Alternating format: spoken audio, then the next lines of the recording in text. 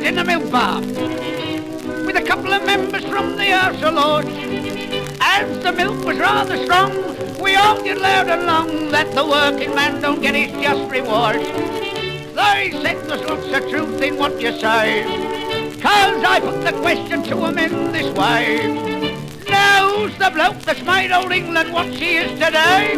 The poor old working men. And when the budget's passed, who is it has to smile and pay? The poor old working men. They think the deeds are done, his name is simply mad. They treat him absolutely like a Ken. He sits there on the doorstep if the doctor he should call. Suddenly, hooray, it's twins, he hears somebody bawl.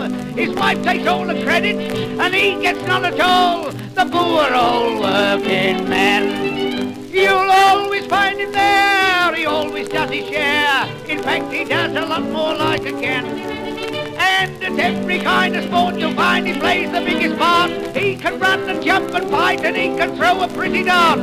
But who's the mug they'll call a burst if another war should start? Why, the poor old working man. And that's that. When you factor it, the last bloke to get any consideration in this world is the working man. Look at them in Parliament. What do they do for the working man? What do they do? Promise him everything, give him nothing, and before he gets it, they take it off him. Not only here, but all over the world. It's the same, even in Russia. Russia, and they brag of the freedom. They're interfering with the working man's innocent amusements, taking all the kings and queens out of the packs of playing cards. Now, if you want to go nap, you've got to have 4 town councillors and a sanitary inspector. I was only saying to our foreman the other day, he's a nice fella. I couldn't make him out when I first met him. I thought he was a little bit religious. Somebody had just dropped a paving stone on his foot. He was sitting on the edge of the barrow telling God all about it. Well, when I got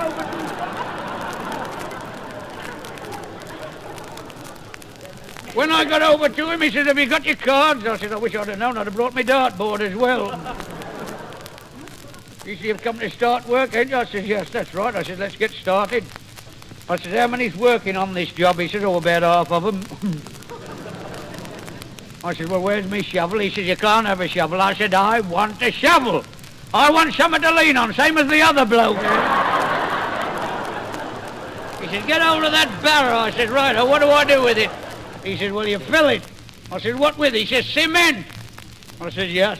He said, then on top of the cement you stick 2 boards, and on the 2 boards you stick 50 bricks. Then you run the whole lot up that plank there, along the plank there, take it to the bloke up on the top, he does all the work. I said, right, have you got a couple of 56-pound weights knocking about? He said, what for? I said, I'd like to tie them on my ankle so as I shan't break into a gallop.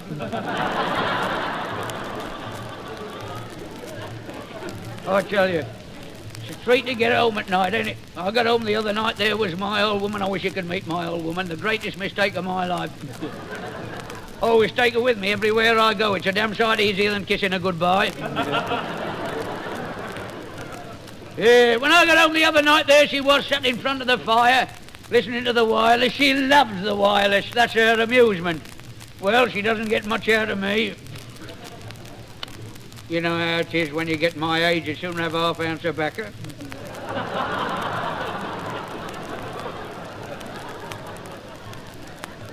As a matter of fact, she calls me night starvation, but I don't let that upset me.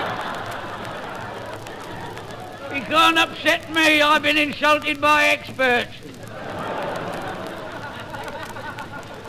I never argue with my old woman. She's too tough. She comes from a tough family. You should see her mother, 84 years of age.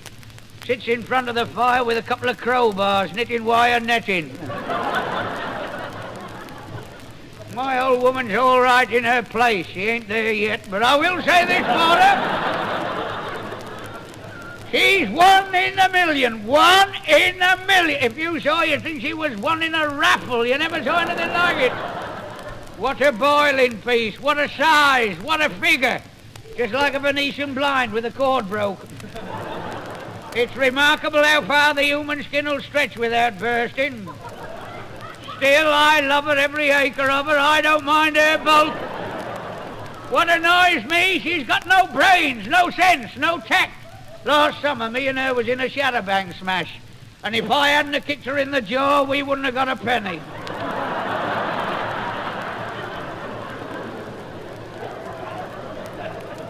It beats me how a woman without brains can live so long. I think she's studying to be an idiot. Always worrying about something. And I don't know, always worrying about her diet. Her diet says she's going on the A diet that ought to suit her. She's like a blooming horse. See her with the nose bag on, it's an education. Her stomach's got no memory. She sat down today, she had a beef steak. If it had been any bigger, she could have milked it. I don't think she got served. Keeps dodging up there, having her face lifted. She's had her face lifted so many times, her skin's that tight. Every time she sits down, her mouth flies open.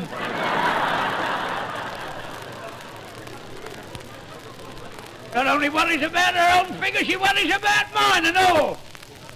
Started grousing about my circumference. I had to go up to the doctor looked at it, he said, "What's the matter with it?" I says, "Nothing, but ain't it a beauty?" He said, "It's perfectly natural." I said, "I know, but my old woman said it looks untidy." Oh, he says, "Well, what do you want me to do?" He said, "You want to get rid of it?" I said, "Yes." He said, "Well, I'll have to have your cooperation." I said, "To remove the cooperation, you shall have my cooperation." He said, "You know what it is?" I said, "I've not the slightest idea." He said, "It's beer." I said, "What, all of it?" I mean, it's worth a bob or two, ain't it? He said, "Well, if you want to get rid of it, you'll have to give up the beer." I said, "A splendid idea. What am I going to drink?" He says, "Drink milk. Go on a milk diet." I tried it for 3 weeks. I had to buy a brassiere. You know, my old woman... Hey!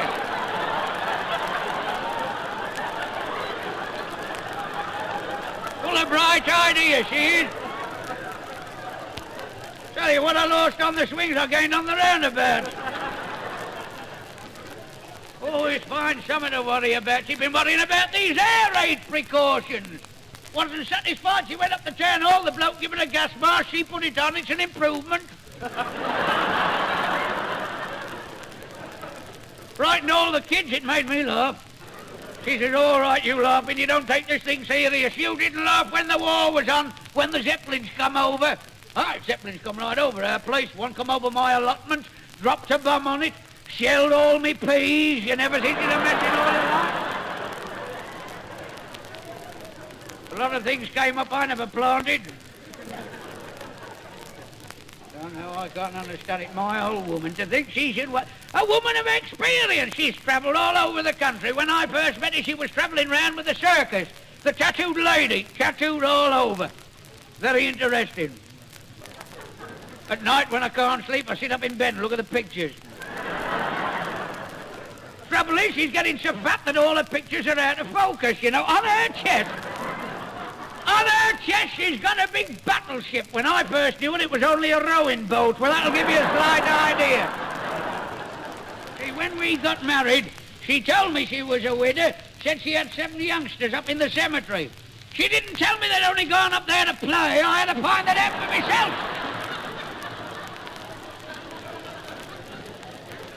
7 of them, and the youngest, little Sebastian. And what a little Sebastian. I'll have him destroyed. Can't do nothing with him. I said to him just before last Christmas, I said, "If you don't behave yourself, you get nothing in your stocking." Christmas Eve, out he goes to play, breaks a couple of windows, the wife fetches him indoors, shoves him upstairs to bed, he goes and knocks the handle off the jug. And... You're a bit ahead of me, aren't you? When I went to have a look at him, there he was, laid fast asleep in his bed, and his stocking hung on the bed rail. I thought I'd teach him a lesson. I get his stocking, downstairs I go, I'd get the shovel, and away I go up the garden. I took his stocking and I filled it, took it back and hung it on the bed rail where I found it. And the following morning, Christmas morning, up he gets, out he goes to play, and I heard him shout, the lad next door. I shout, "Hey, what did you get in your stocking this morning, Jack?" The lad next door said, "Well, I got a clockwork engine, a mouth organ, sweets, nuts, oranges, and 2 new pennies." Did you get anything, Sebastian? He says, lummy, not a hog. I had a horse, but he got away. Well, what can you do with him?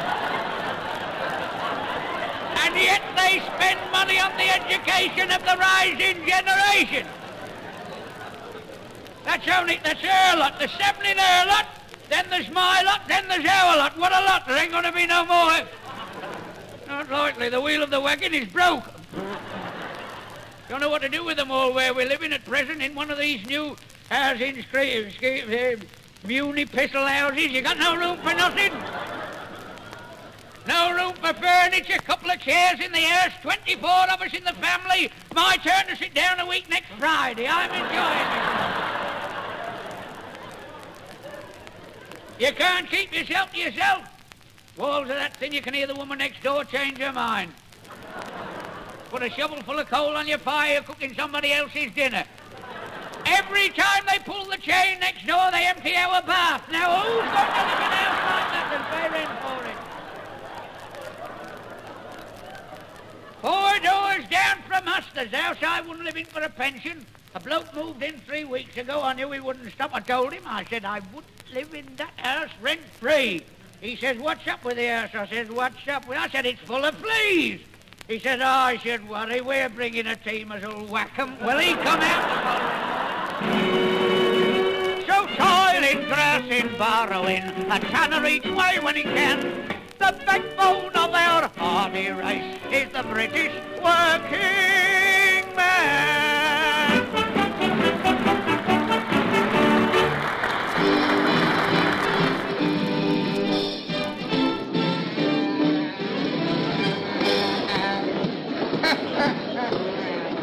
In the house we're living in now, and we've got her sister come to stay with us, brought her 4 kids. They've evacuated on us.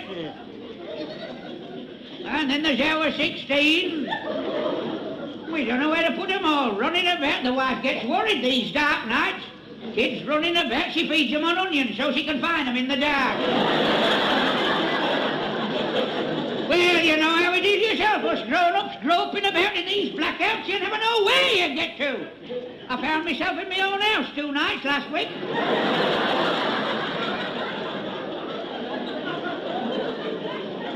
We got one of them R.I.P. chaps round our way. He's a damn nuisance. With his blacking out, we've hardly got any clothes on the bed.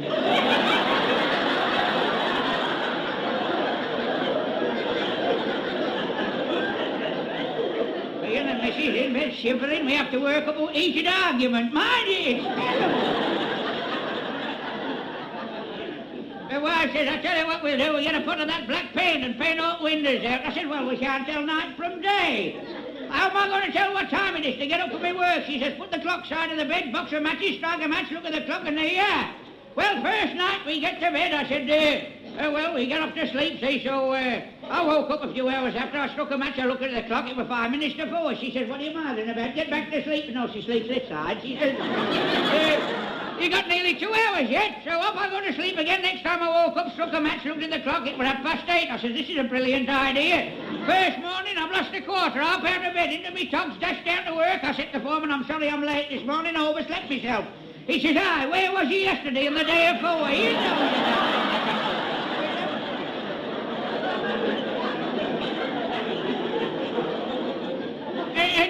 And to make matters worse, that R.I.P. he come again last Saturday night, banging on the door. I said, now don't tell me there's no light shining through the windows. He said, I know. There's a light shining under your door. I said, well, blimey, you don't expect that coming on their hands and knees, do you?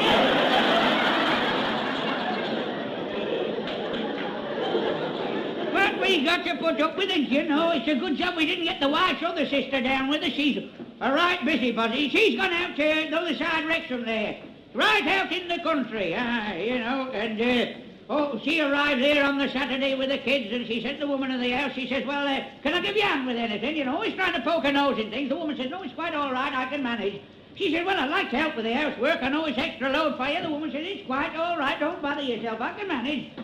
So the woman says, well, I'll tell you what I can do. She said, I'm going to do a bit of shopping. She said, you can help me. She said, when I'm out shopping, you're going to bath your children and put them to bed. You might as well do the same for mine. Away goes the woman shopping. When she comes back, the house was all nice and quiet. She says to the wife's sister, well, you bathed them all, put them to bed. Did you manage all right? She says, I did. I had a bit of a struggle with the red-headed with the glasses on. The woman said, "Truth, that was my husband."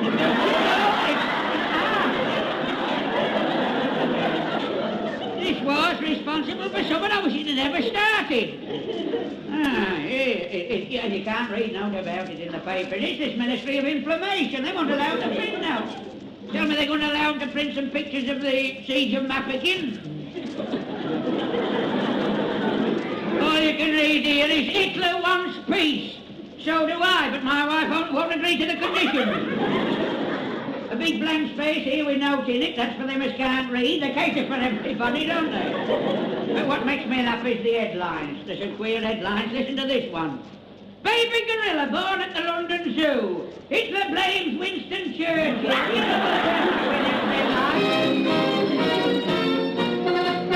We're going to hang out the washing on the sacred line. And the washing on the sacred hang out the washing on the sacred line. For the washing day is here.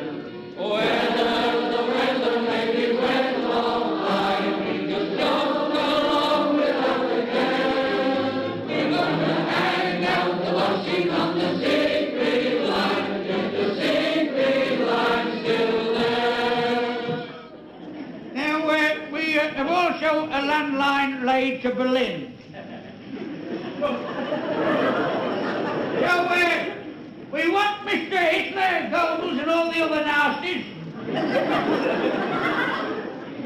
to listen into this and just let them know the spirit that prevails here in England. We're still laughing, we're still smiling, and so we shall do till the old Hamlet's finished. So come on, once again. We're going to hang out the washing on the sacred line. And you ready, dirty washing mother dear.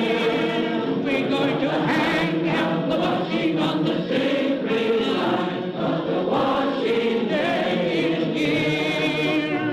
Oh, the weather may be wet or fine, we'll just jog along without a care.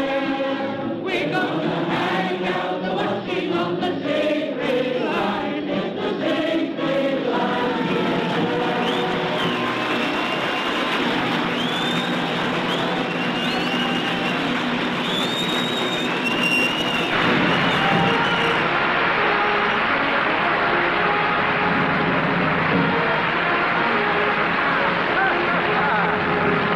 Good evening, my friends. This is William Cassius Russell, speaking tonight on behalf of the working classes and by arrangement with the British Museum.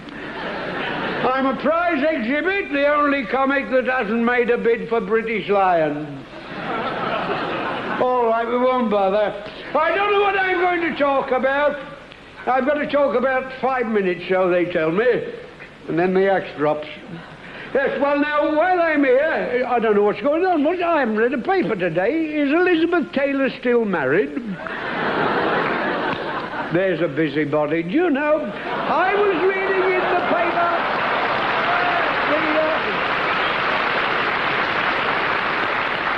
I haven't read a lot in the papers lately. You know, these politicians upset me. They promise you everything, give you nothing before you get it. They take it off you and put a tax on it. When they get into Parliament, they sit there and talk. They talk a lot of friars balsam, if you ask me, because we don't want talk, we've got to have action, we've got to get a move on, or else we're all going to be in the fertilizer business, and you can't leave it. You can't leave... The politicians won't get us out of it. Politicians are a waste of time. They remind me of an ostrich with his head stuck in the sand trying to look up his ancestors. And all over the world today, it's the same. There you are. I don't know, look at that poor fella all over the world. That poor Raja Abuja, the fella that had 60 wives and 40 porcupines. That's the reserve team. He had to leave his country. He had to leave his country, poor fella, 60 wives, 40... He was a constitutional monarch. Blimey, you've got to have a bit of a constitution to stand up to that lot. I can't stand up for one. My old woman, out every night playing bingo and these one-arm bandits, oh dear. I can't live with it. You know what I mean? These brute machines, she's got it on the brain. A month ago, I woke up 4 o'clock in the morning. I got a mouthful of tanners and a dislocated shoulder. You know, I can't stick it. Well, I would like to talk to you people tonight a bit longer because you're so friendly. I can't say that nowadays I have much to talk about. These modern things are beyond me. I suppose I'm a little bit too old-fashioned. Well, they say I'm old-fashioned. I'm right out of date. My ideas, they went out years ago. There was a young chap today said, "Blimey, you've had it, mate." I smiled and replied, "Is that so?" Well, just an old has-been, they call me. They say that I belong to the past. They tell me I've had it. I've had my day. So why don't I pack up and just fade away? I don't mind when they call me old has been. I only smile because it's far better to be an old has been like me than a poor old never was.